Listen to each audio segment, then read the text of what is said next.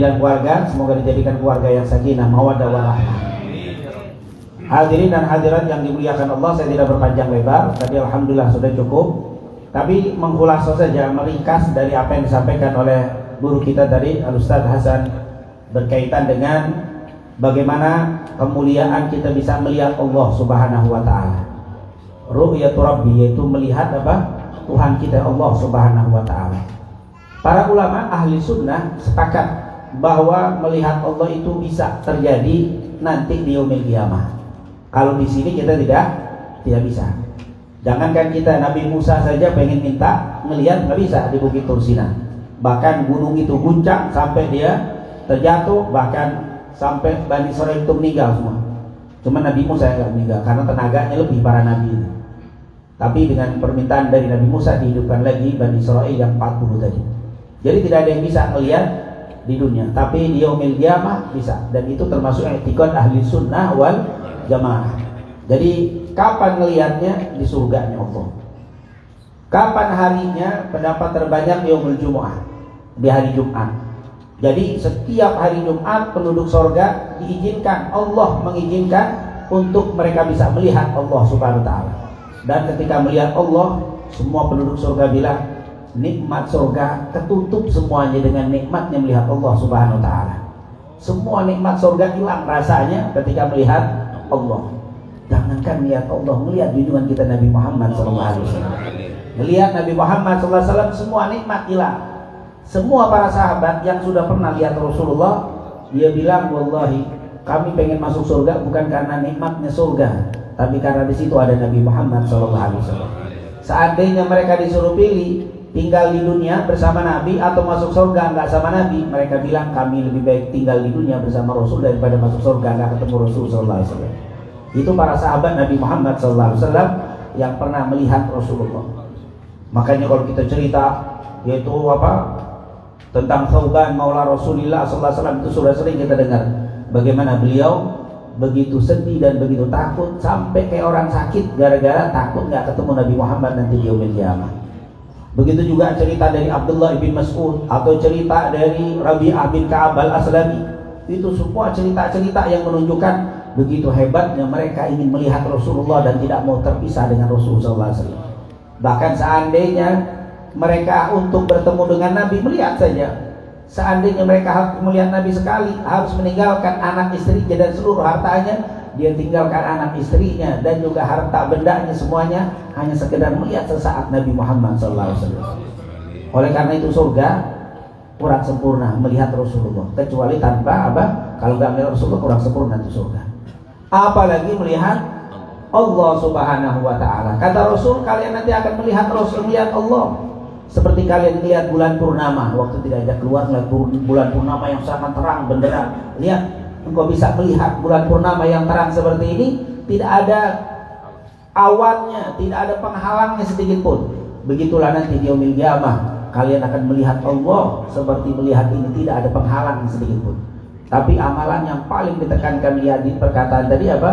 Jaga sholat asar dan sholat subuh. Ini dijaga tuh, sholat asar dan sholat subuh. Ini harus dijaga.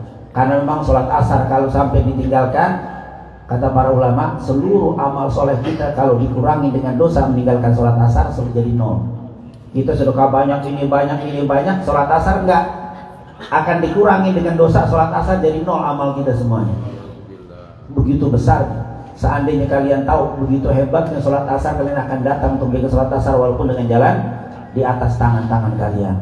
Begitu hebatnya sholat asar. Para ulama ahli tafsir mengatakan hafidhu ala sholawati wa sholatil wusta. Al-wusta itu apa? Jagalah sholat-sholat 5 waktu, terutama sholat wusta adalah al-asr, adalah sholat asar, kata para ulama. Bahkan ketika menafsirkan wal asri innal insana lafi khusrin illa alladziina amanu wa 'amilus shalihat wa tawassaw bil haqq wa tawassaw bis sabr, wal asr demi masa. Tapi banyak ulama tafsir mengatakan wal asri demi waktu asar. Asar luar biasa. Makanya asar kalau memang kita nggak bisa ibadah, paling tidak yang pertama jangan tidur, yang kedua jangan bengong.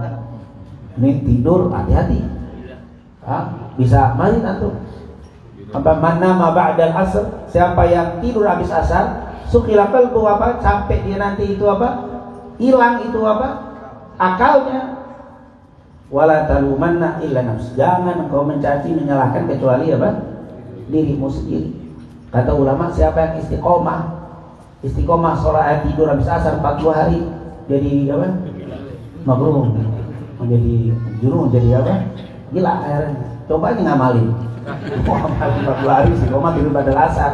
Mari tak sakit. Jangan 40 hari tidur habis asar, bangun menjelang maghrib puyeng kita. Kadang kamar kita lihat di kamar siapa nih? Kita tahu di kamar sendiri. Kamar mandi di mana pintu, bengong, hilang gitu. 40 hari, hati-hati. Padahal asar ini ada, paling tidak jangan sampai tidur, jangan juga bengong, jangan kosong. Maka disitulah banyak zikir, banyak apa? Beramal soleh. Oh luar biasa, insya Allah apa yang diajarkan orang tua kita amalkan, amin. Kemudian juga fajar, tentunya sholat subuh. Sholat subuh tentunya fadilah luar biasa. Baru jalan mau ke tempat masjid mau sholat subuh aja apa?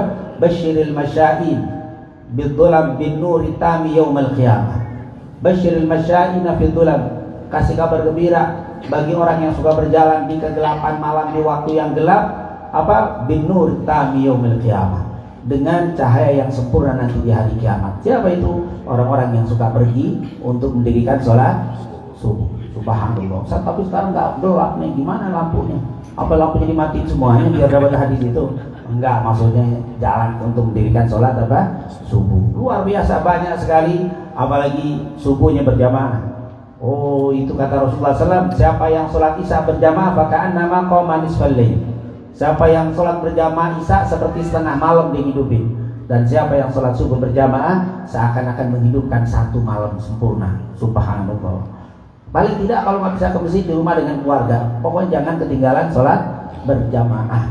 Karena ini luar biasa subuh, dan nah ini amalan untuk kita bisa melihat Allah Subhanahu wa ta'ala nanti di yaumil kiamat. Sekali lagi, itu adalah etikot ahli sunnah, melihat Allah tapi nanti di yaumil kiamat. Walaupun nanti kaum Mu'tazilah menolak kalimat melihat Allah, ru'yatullah di surga ditolak oleh kaum Mu'tazilah. Tapi kita tidak mikirin tentang Mu'tazilah. Yang penting ahli sunnah, Imam Ahmad bin Hanbal mengatakan, siapa yang tidak meyakini atau mengingkari bisa melihat Allah di yaumil kiamat, keluar dari ahli sunnah wal jamaah. Ini alhamdulillah merupakan etikot kita, yang insya Allah kita semua nanti nggak diharamkan oleh Allah untuk bisa melihat Nabi kita Nabi Muhammad, melihat Allah Subhanahu Wa Taala di surganya nanti. Amin ya rabbal alamin. Mungkin itu yang bisa disampaikan, dan sekali lagi mari kita tutup majelis kita dengan pembacaan talqin dan doa oleh guru kita bersama, Ad-Da'iullah As-Sayyid Al-Habib Hasan Ibn Ja'far As-Segaf.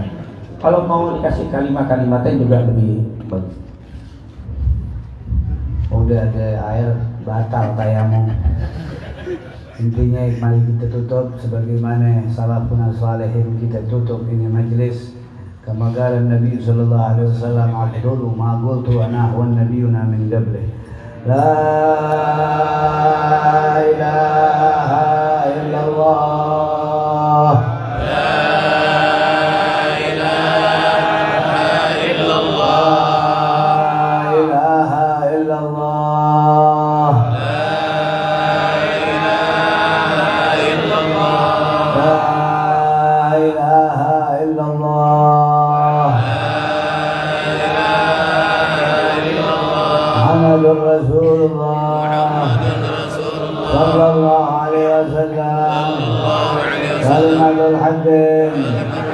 عليها نحيا عليها نموت عليها نبعث إن شاء الله.